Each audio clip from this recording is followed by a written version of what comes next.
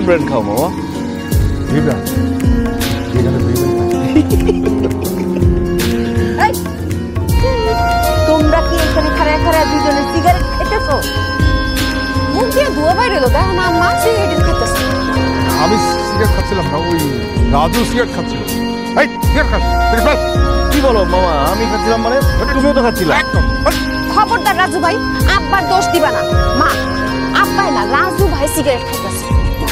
আর তোমার আব্বা কি মোমবাতি টানতেছিল? হ্যাঁ,